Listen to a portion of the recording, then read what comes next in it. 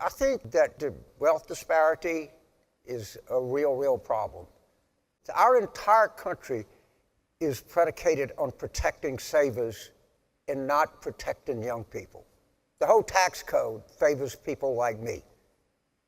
And these youngsters see themselves, and we keep telling them, oh, this is the greatest country in the world. We have in all of this in 4.8% unemployment. Can you imagine what this is going to be like in 6.3% unemployment? This is the land of opportunity. This is the place where you can get an education and buy a house. And they go, what is that guy talking about? I can't pay for an education. I can't pay for a house. 27 years old with a master's degree, and I'm living in my parents' basement. All right? And we have not, as a country, we have not done very good about giving younger people the kind of opportunity that I had. When I went to LSU Law School, I'd gotten out of the Marine Corps. My tuition was $125 a semester. I would work offshore, and I just said, what do you need? And then I got $300 every month to do whatever I wanted with. I didn't know anybody that ever had a student loan. Now these kids are coming out of college, they owe $200,000. They're in a job market that they feel like it doesn't reward them, and fewer people are producing more goods. You know, we've got to figure out a better way to do this, a better way to try to make housing, and from everything I'm told in California, I heard it tonight, and I'm sure it's right, you know, NIMBY. I get a house, I don't want anybody to have one, because to build more houses, my house is not going to be worth the house, so ergo, what do you get? A housing crisis. Because everybody wants their house to be worth more, and the way that is you constrain the supply of housing.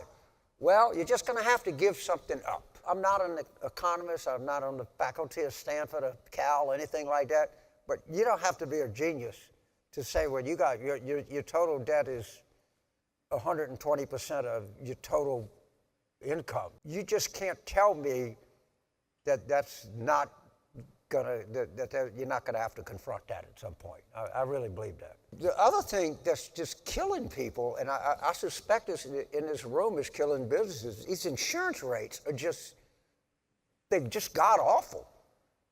And it's pretty fixed. You got to have it, and you deal with it. But I think there are things that we can isolate. I don't think it's inevitable at all, but you've got to be aware of what's happening below the waterline. That's very, very difficult. It's laborious. It's not glamorous, but it's the way that you do things in this country. You know, you run a business. I was watching these CEOs, and talking about what I was really kind of interested in is how much time they spent talking about their employees. Okay? I mean, that's a huge deal. You have relationships with your employees. You have relationships with your suppliers. You have relationships with your customers. You have relationships with state and local and government. You have relationships with your investors or your shareholders. It's a complicated undertaking to run a business.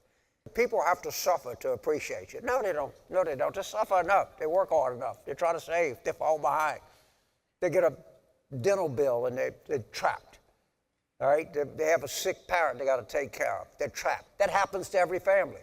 Every family. And we need to quit looking down on people and start saying, hey, look, we understand what you're going through, and to the extent that we're here to try to help you get ahead in life, that's what we're here for.